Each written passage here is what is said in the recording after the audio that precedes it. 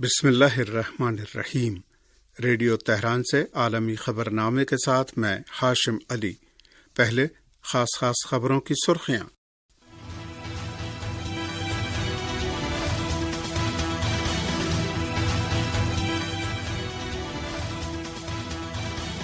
Australia کے وزیر اعظم انتہائی کمزور سیاستداں ہیں۔ ایرانی وزیر خارجہ سید عباس عراقچی۔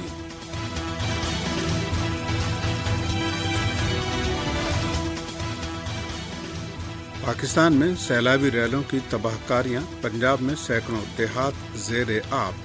وزیر اعظم شہباز شریف کی صدارت میں ہنگامی اجلاس۔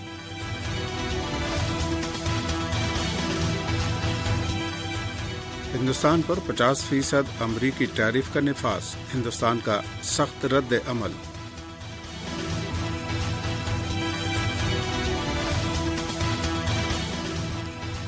ہندوستان کے زیر انتظام جموں کشمیر میں وشنو دیوی مندر کے یاتریوں کے راستے میں خطرناک لینڈ سلائیڈنگ، درجنوں افراد ہلاک اور زخمی۔ اور غرب اردن میں فلسطینی نوجوانوں اور صہیونی فوجیوں کے درمیان شدید لڑائی کی خبر۔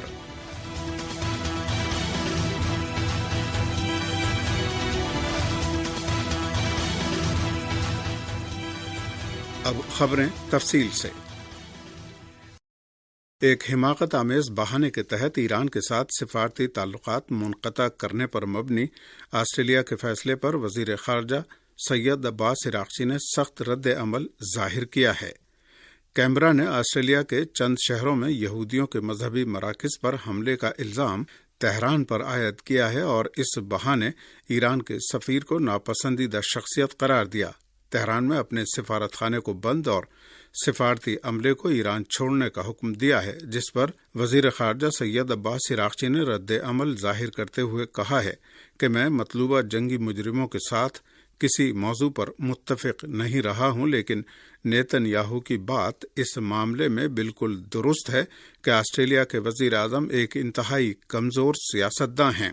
سید عباس عراقچی نے اپنی ایکس پوسٹ میں لکھا ہے کہ ایران ہمیشہ یہودی برادری کا میزبان رہا ہے اور ہمارے ملک میں دسیوں یہودی عبادت گاہیں واقع ہیں، لہٰذا آسٹریلیا میں یہودیوں کے مذہبی مقامات پر حملے کا الزام ایران پر عائد کرنا بے معنی ہے، جبکہ ایران میں ان مقامات کی بھرپور حفاظت کی جاتی ہے۔ سید عباس عراقچی نے مزید لکھا ہے کہ بظاہر یہ طے ہو چکا ہے کہ آسٹریلیا کے عوام کی جانب سے فلسطین کی حمایت کی قیمت ایران کو ادا کرنی ہے۔ وزیر خارجہ نے کہا کہ کینبرا کو یہ بات سمجھ لینی چاہیے کہ جنگی مجرموں کی قیادت والی حکومتوں کی رضامندی حاصل کرنے کے نتیجے میں صرف نیتن یاہو اور اس جیسے افراد کی جرأتیں بڑھیں گی۔ جماعت اسلامی پاکستان کے امیر حافظ نعیم الرحمان نے تہران میں ایران کے وزیر خارجہ سید عباس عراقچی سے ملاقات کی ہے۔ ایرانی وزیر خارجہ سید عباس عراقچی نے ملاقات کے دوران پاکستان کی حکومت، عوام اور جماعت اسلامی کی جانب سے اسرائیلی اور امریکی جارحیت کے خلاف واضح موقف کی تعریف کی اور کہا کہ ایران پاکستان کے ساتھ برادرانہ اور دوستانہ تعلقات کو ہر سطح پر مزید مضبوط بنانے کے لیے پرعزم ہے۔ حافظ نعیم الرحمان نے ایران کے عوام اور مسلح افواج کی جانب سے اسرائیلی جارحیت کے مقابلے میں بہادرانہ مزاحمت پر مبارکباد پیش کی اور کہا کہ جماعت اسلامی پاکستان امت مسلمہ کے اتحاد کو لازمی سمجھتی ہے تاکہ صہیونی توسیع پسندی کا مقابلہ کیا جا سکے۔ ملاقات میں خطے اور عالمی صورتحال پر بھی تبادلہ خیال کیا گیا۔ پاکستان کے دریاؤں راوی اور ستلج میں غیر معمولی سیلابی صورتحال کے پیش نظر چناب میں ہیڈ قادر آباد کے قریب ڈیم میں دھماکے سے شگاف ڈال دیا گیا ہے۔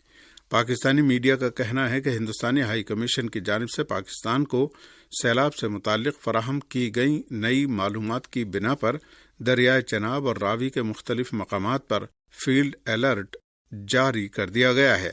پنجاب کے متعدد علاقوں میں سیلابی ریلوں نے تباہی مچا دی ہے، جس کے باعث سینکڑوں دیہات زیر آب آ گئے ہیں اور صورتحال سے نمٹنے کے لیے فوج کی مدد طلب کر لی گئی ہے۔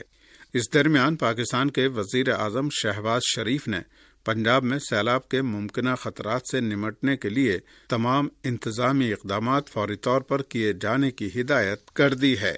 شہباز شریف نے ملک میں جاری شدید بارشوں اور دریاؤں میں سیلابی صورتحال پر ہنگامی اجلاس کی صدارت کی۔ ہندوستان پر 50% امریکی ٹیرف بدھ کے روز سے نافذ ہو گیا ہے۔ ہندوستانی میڈیا کے مطابق امریکی صدر ڈونلڈ ٹرمپ نے ہندوستان پر 25% اضافی ٹیرف نافذ کرنے کا اعلان کیا تھا۔ ٹیرف کی ڈیڈ لائن بدھ کو ختم ہو گئی۔ اس طرح اب ہندوستان کے خلاف مجموعی طور پر 50% امریکی ٹیرف نافذ ہو چکا ہے۔ امریکہ نے اپنے ایک بیان میں کہا تھا کہ بڑھا ہوا ٹیرف ان ہندوستانی مصنوعات پر نافذ ہوگا جنہیں 27 اگست 2025 کو EDT کے مطابق لایا گیا ہے یا گودام سے نکالا گیا ہے، بشرطے کہ انہیں ملک میں استعمال کے لیے منظوری دی گئی ہو۔ امریکی اضافی ٹیرف ہندوستان کے ٹیکسٹائل سیکٹر کو متاثر کر سکتا ہے۔ ہندوستان سے امریکہ کو $10.9 ارب کا کپڑا برآمد کیا جاتا ہے۔ ہندوستان نے امریکہ کے اس اقدام پر شدید رد عمل ظاہر کرتے ہوئے کہا ہے کہ وہ اپنے کسانوں اور صنعت کاروں کے مفادات سے سمجھوتا نہیں کر سکتا۔ ہندوستانی حکومت نے ٹرمپ کی خارجہ پالیسی پر بھی شدید تنقید کرتے ہوئے کہا ہے کہ انہوں نے امریکی خارجہ پالیسی انتہائی نچلی سطح پر پہنچا دی ہے۔ یہ خبریں ریڈیو تہران اسلامی جمہوریہ ایران سے پیش کی جا رہی ہیں۔ ہندوستان کے زیر انتظام جموں کشمیر میں وشنو دیوی مندر کے راستے میں شدید بارشوں اور لینڈ سلائیڈنگ کے نتیجے میں 33 یاتری ہلاک ہو گئے ہیں۔ ہندوستانی میڈیا کے مطابق جموں کشمیر میں جاری طوفانی بارشوں نے تباہی مچا دی ہے۔ کٹرا کے قریب وشنو دیوی مندر کی یاترا کے راستے پر بدھ کو خوفناک لینڈ سلائیڈنگ کے نتیجے میں کم از کم 33 یاتری ہلاک اور 23 زخمی ہو گئے۔ حکام کے مطابق تریکوٹا پہاڑی کے قریب ملبے کا بڑا حصہ راستے پر گرنے سے کئی لوگ دب گئے۔ حادثے کے بعد یاترا عارضی طور پر روک دی گئی ہے۔ سپاہ پاسداران انقلاب اسلامی اور سیکورٹی اداروں کی مشترکہ کارروائی میں 13 دہشت گرد ہلاک اور متعدد کو گرفتار کر لیا گیا ہے۔ سپاہ پاسداران انقلاب اسلامی نے اعلان کیا ہے کہ ایران کے جنوب مشرقی صوبے سیستان و بلوچستان کے مختلف شہروں میں کی جانے والی 3 مشترکہ کارروائیوں کے دوران بڑی کامیابی حاصل ہوئی ہے۔ تفصیلات کے مطابق سپاہ قدس کے صوبائی ہیڈ کوارٹر کی جانب سے جاری بیان میں کہا گیا ہے کہ کارروائی کے دوران 13 دہشت گرد ہلاک جبکہ متعدد کو گرفتار کر لیا گیا۔